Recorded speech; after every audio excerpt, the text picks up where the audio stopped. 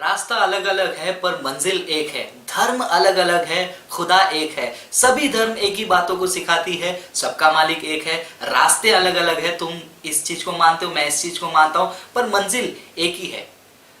ये बयान मैं आशा करता हूं आप कई बार सुने रहेंगे लोगों के मुंह से जब भी आप उनको यीशु मसीह का सुसमाचार देने जाते हैं।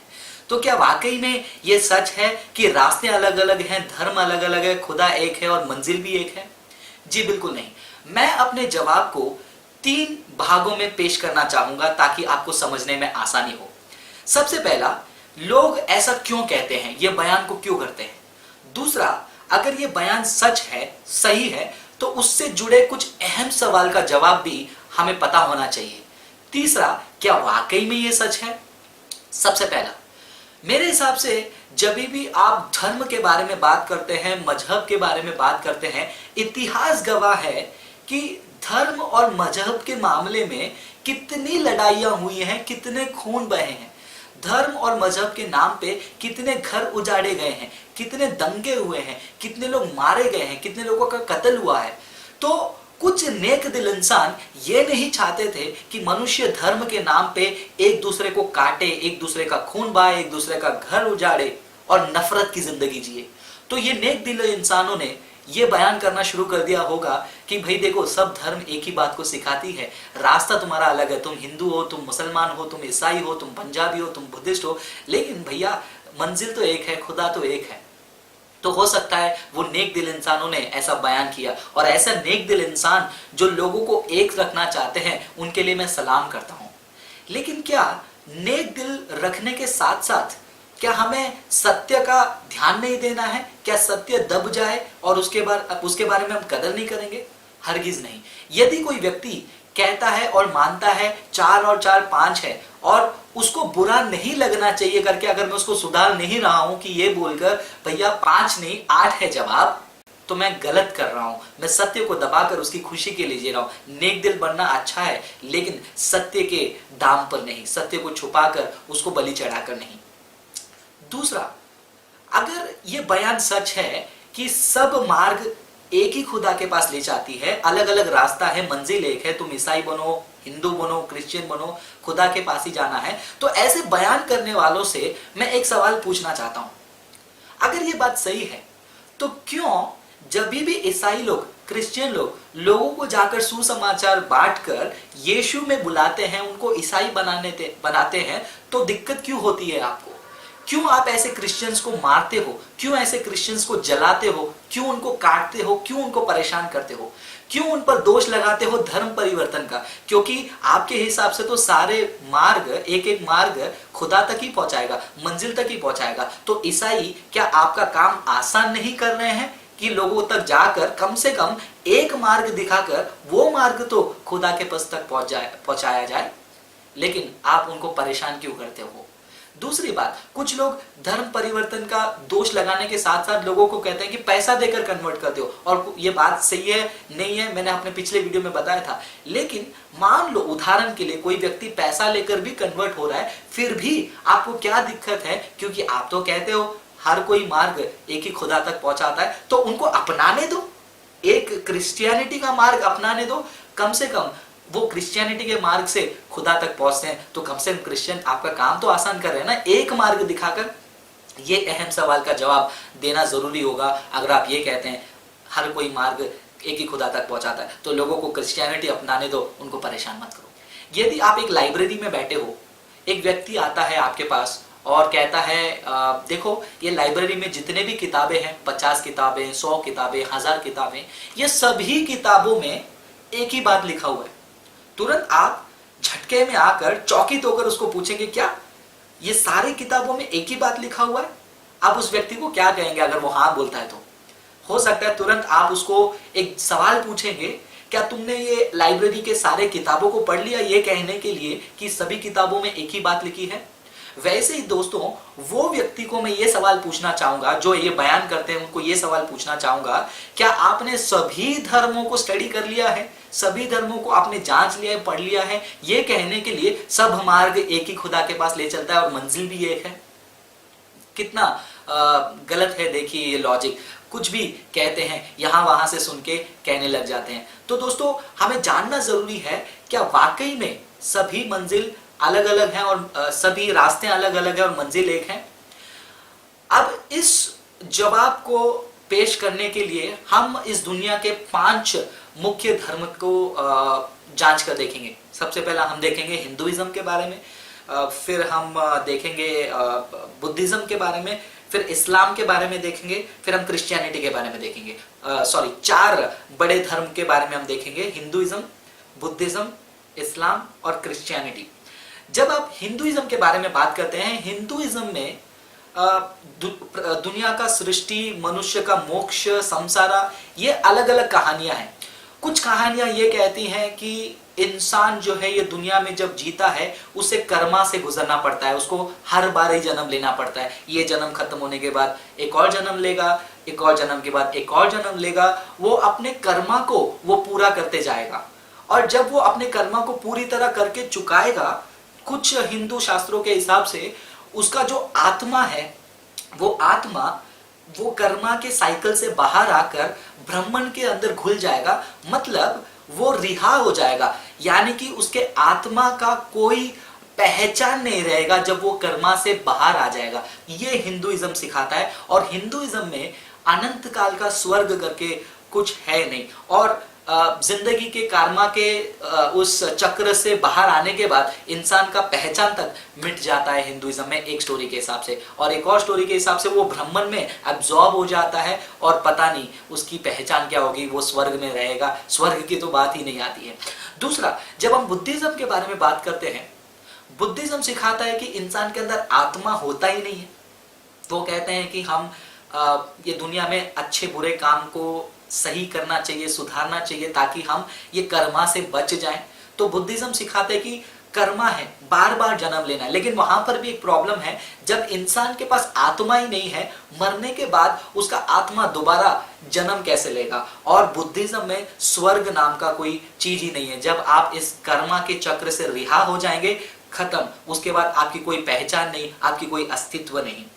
तीसरा, जब हम इस्लाम के बारे में बात करते हैं, इस्लाम एक अलग तरीके का स्वर्ग दिखाता है, जो वो लोग कहते हैं जन्नत। अगर इस दुनिया में अच्छा काम कर कर आप जन्नत में प्रवेश किए तो जन्नत में क्या मिलेगा आपको, जो पुरुष हैं उनको हुरीज मिलेंगे, उनके साथ यौन संबंध करने के लिए, सेक्स करने के लिए, हमेशा हमेशा के लिए। उसके अलावा वहां पर खाना होगा, वहां पर पीना होगा, ऐशो आराम होगा। बस इतना ही फर्क दिखता है इस्लाम के जन्नत में। जो इस संसार में खाना पीना, सेक्स करना, आराम करना, ये सारी चीजें पैसे देकर हमें मिलती है, वहां पर मुफ्त में खुदा की जगह पे मिलेगा, लेकिन खुदा के साथ कोई संबंध नहीं है। ये इस्लाम है।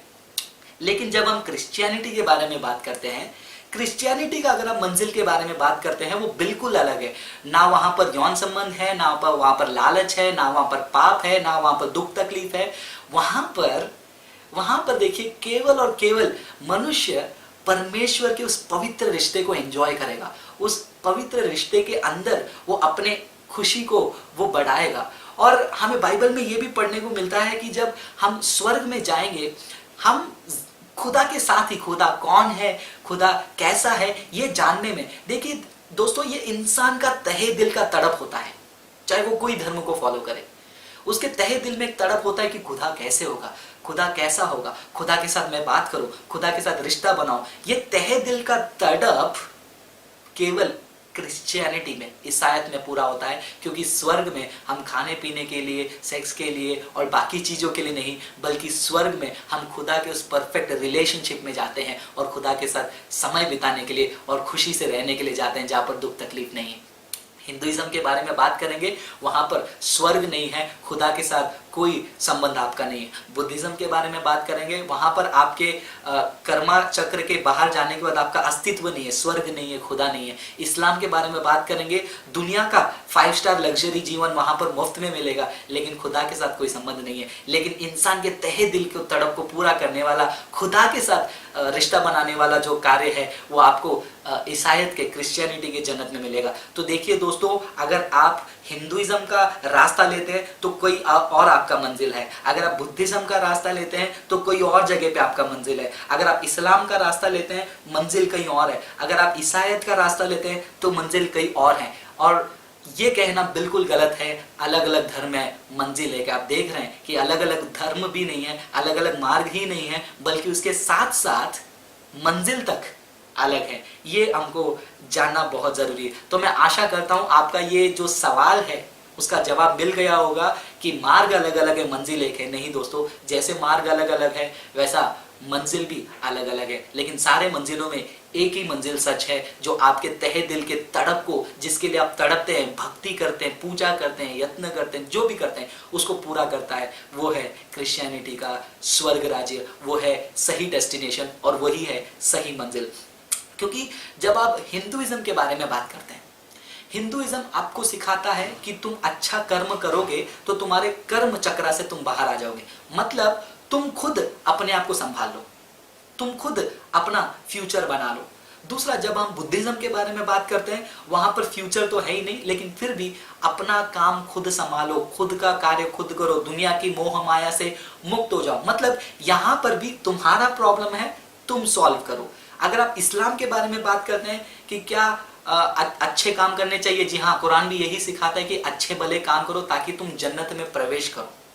लेकिन जब आप क्रिश्चियनिटी के बारे में बात करते हैं, क्रिश्चियनिटी में खुदा कहता है प्रॉब्लम तुम्हारा है, तुम खुद से सॉल्व नहीं कर सकते हो, इसीलिए तो तुम्हारा जिंदगी बिगड़ा हुआ है, इसीलिए तो तुम्हारे जीवन में गरीबी है, पाप है, दुख है, तकलीफ है, बीमारी है। तुम्हारा प्रॉब्लम है, मैं सॉल्व करूंगा। ये फर्क है दोस्तों। जो हिंदुइज्म कहता है तुम्हारा प्रॉब्लम तुम सॉल्व करो, बुद्धिज्म कहता है तुम्हारा प्रॉब्लम तुम सॉल्व करो, इस्लाम कहता है कि तुम्हारा प्रॉब्लम है तुम सॉल्व करो, लेकिन ईसाई क्रिश्चियनिटी कहता है तुम्हारा प्रॉब्लम है मैं सॉल्व करूंगा करके खुदा कहता है। इसीलिए खुदा इंसान बनकर आया और अपने खून बहाकर, अपने लहू बहाकर, अपना जान देकर आपको पाप से और श्राप से छुड़ाया है। ये है दोस्तों एक बहुत ही अहम चीज जो हमें जानना चाहिए और समझना चाहिए। जब हम हिंदुइज्म के बारे में बात करते हैं, स्वर्ग जाना, मोक्ष प्राप्त करना, उसका कोई आश्वासन नहीं है, क्योंकि कर्मा आपको अगले जन्म में दोबारा ला सकता है। आपको पता नहीं कि अगले जन्म में आप रिहा होंगे या नहीं, तो आश्वासन नहीं है स्वर्ग का। बुद्धिज्म के बारे में बात करेंगे, कोई आश्वासन नहीं है, जिंदगी खत्म, आपका अस्तित्व खत्म, कर्मा चक्र से बाहर। इस्लाम के बारे में बात करेंगे, क्या जन्नत आपको वाकई में मिलेगा, उसका भी आश्वासन नहीं है, क्योंकि हमारे मुसलमान दोस्त कहते हैं इंशाअल्लाह, क्योंकि कुरान में आपको स्वर्ग का आश्वासन नहीं है। लेकिन जब आप क्रिश्चियनिटी के बारे में बात करते हैं, जब आप ईसाईयत के बारे में बात करते हैं, बाइबल में यीशु मसीह ने कहा है कि मैं तुम्हें अनंत काल का जीवन दूंगा, मैं तुम्हें स्वर्ग दूंगा। और ये आश्वासन हर एक सच्चे क्रिश्चियन को है कि वो स्वर्ग राज्य में प्रवेश करेगा। और वो आश्वासन होने के कारण हम एक गीत गाते हैं जो कोई और नहीं गा सकता है।